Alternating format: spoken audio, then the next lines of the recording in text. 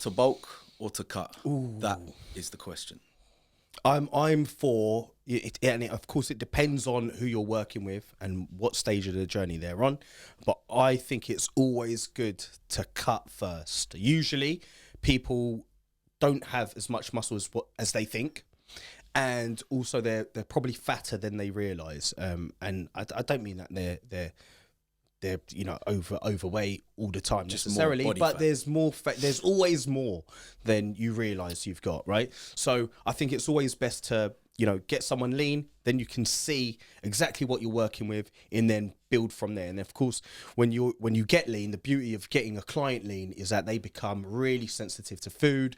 You can just start whacking in the food, whacking up the training, and then the response to that is like it's magic. It's isn't it? beautiful. They become like I call it like a sponge. It's like a blank canvas. I actually recently took on a client, really cool guy actually, who I cut him for 4 weeks before cranking it up because he was slim. All his kind of goals, all his long-term goals are he just wants to get jacked. He's just discovered the gym. He's discovered training. He just loves it. He's fallen in love with it. He just wants to get jacked.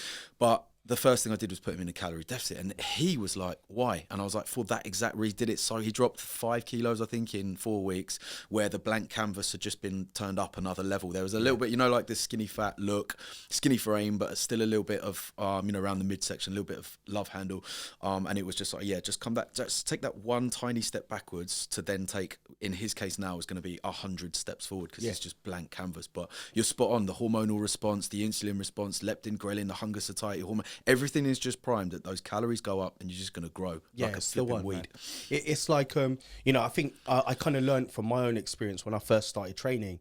I was just like, I was lifting and I was eating, but I was looking at like pictures of like cover models and be like, why don't I look like that yet?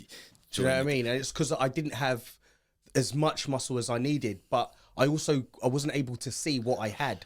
So if someone at that time had said to me, right, let's get you lean first, like really lean, and then you can see what you've got. Then you know exactly how much work there is to be done, and then you can see like a timeline for when you might arrive to that point. I did like the 3-year perma bulk. Oh, yeah. I was just in a stupid surplus for a stupid amount of time. It was, to a point where like I ended up looking like the Michelin Man. Yeah. Just like the snowman physique, like just a lump. Yeah. I put on way too much body fat, but controversially, I actually probably would still do it again back then because I was such a skinny kid. So I was in that primed position. I just went in too hard, too long because I just wanted to get massive. But same as you, I just ended up in a situation where, of course, you've got to then get that body fat off. But I think what people don't do, though, is commit to one or the other.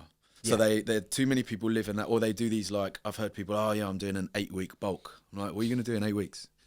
Like, what you actually like? If we think about how much muscle you can build in a year, what are you going to build in 8 weeks? It's just not worth it. Like try 8 months, and even then you go longer. 8 months, 12 months, longer. I'm always of the feeling that a bulk phase should be probably for me. My idea when I work with clients is 4 times as long a period in a bulk phase than you would do in a cutting phase. At least, at least, right?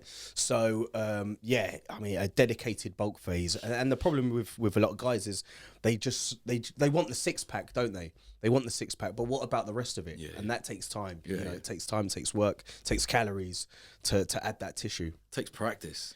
And all I mean there is it takes experience. I can cut quicker now than when I did. It says that you're more capable of going in harder. You're more capable of hunger now.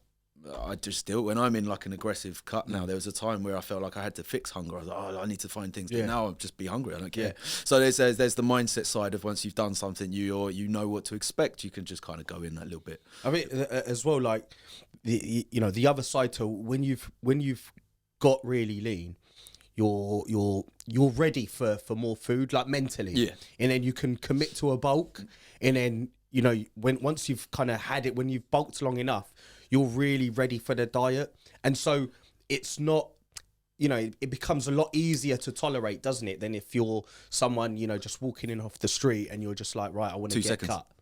That went quick. There we go.